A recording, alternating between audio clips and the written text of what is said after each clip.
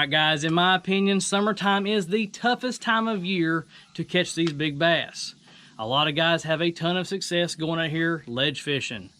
But if you don't have depth finders or you're not very confident in how to use yours, it can become very frustrating very easily. You go out here, make a lot of runs up and down the river, burn a lot of gas. Before you know it, your day is done and you're carrying home a big fat zero. Good news is there's still a ton of bass up shallow and a lot of different ways to catch them.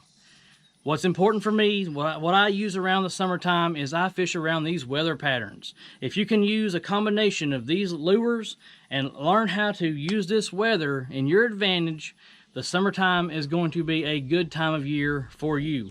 So let's go ahead guys, dig into it today. Let's talk about the top lures for the summer and what you need to be looking for in the weather. Alright guys, let's go ahead and dig in real fast to these lures I'm talking about using. Like I said, there's a lot of lures out there that you can use to catch these summertime bass. For me, honestly, I use 4 or 5 different things. More importantly for me, besides the lures, it's going to be that the water temperature, the weather pattern.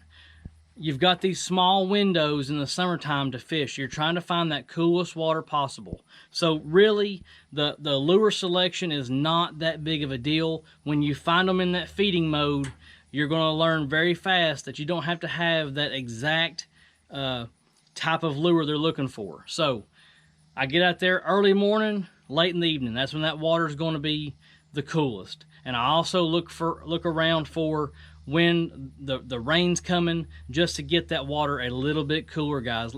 What I'm talking about is the last week or two, it's been over 100 degrees here almost all week long. What's happened is we've had a little cold front come through here, brung some rain, pretty good storms. What that did was the high today is like 91. Okay, that's still hot. It's still miserable.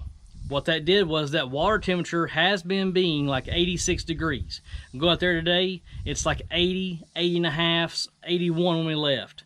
That's a 4 to 5 degree change. What happens is these bass have been laying there in hot, stagnant water for quite a while. Once they get that 4 to 5 degree change like that, bam, it's like a light switch turns on. These bass have to feed, so they become a little more active. It's not like fire, it's not like springtime fishing, but this is how you're going to determine when these fish are going to be the most active. So, go out there, your total focus is, where's my coolest water? All day long, guys, that's what you need to be focused on. Where is my coolest water? Now, you guys are probably tired of hearing this. For the past 5 years, I've been harping and preaching and harping and preaching. You have got to find current. Current is the easiest way for this water to stay moving. It stays cooler. It pumps oxygen.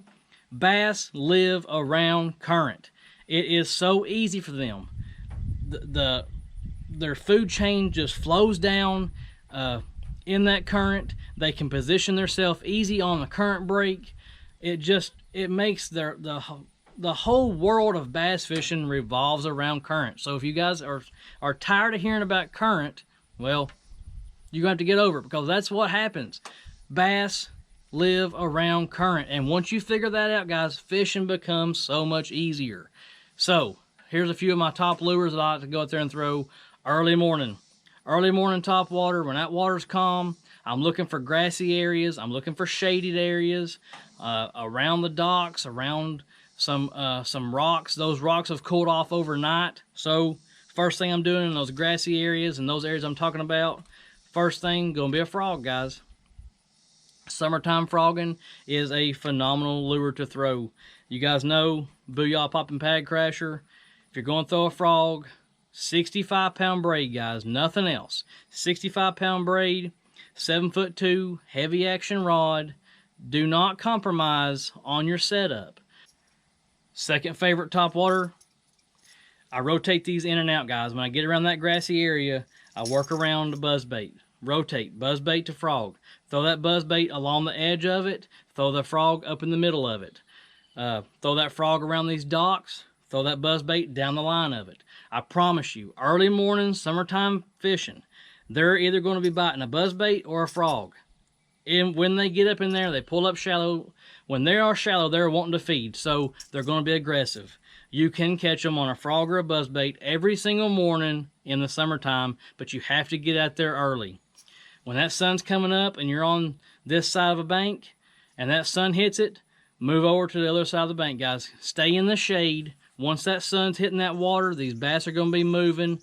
They do not want to sit in that hot water. They don't want that sun sitting there penetrating on them. That's another thing that I do, guys, is look around for when these fronts are coming in, fishing around the rain.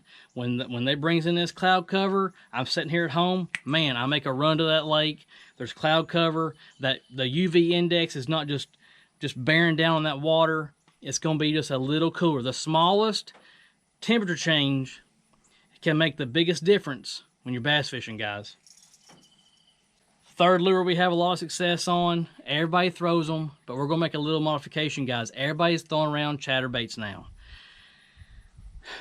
Chatterbaits and square bills. To me, that's the same type of lure. It gives off the same vibration, but having this little straight tail trailer on these chatterbaits, it makes this thing dart around and just acts crazy. Summertime, that's what you want. You want a lot of action. You're really trying to give these bass an active, moving target. Because when they feed, they are aggressive. It's not, most of the time, not going to be a slow bite. This is not a full-size jackhammer, guys. We are having a lot of success on this Mini Max, the downsized version of the jackhammer.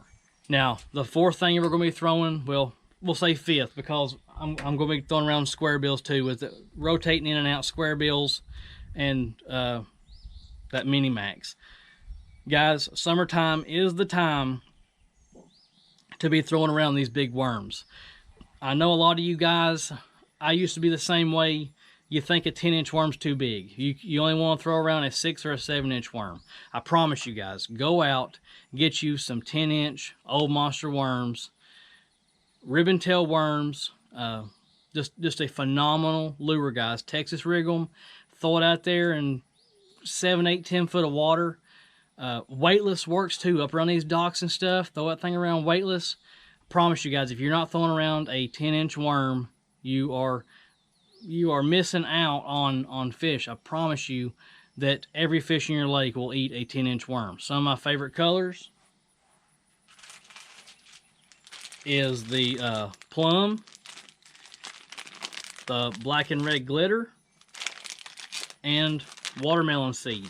I like the plum and the watermelon seed, the green and purple. I like that when the water's a little bit clearer. If that water has any color at all to it, if it's dirty at all, I'm throwing around a dark brown or a black worm, guys. It's pretty simple, but that is the colors that I feel like they can see the most, and I've had a lot of success on those types of colors. Get out there on the water, use these techniques, look around for that coolest water possible. If you guys want to know exactly what I'm talking about with that current, here's that video right there. It breaks down what I'm looking for, how I use that current. Click on that video, guys. Get out there, fish simple, and simply catch fish.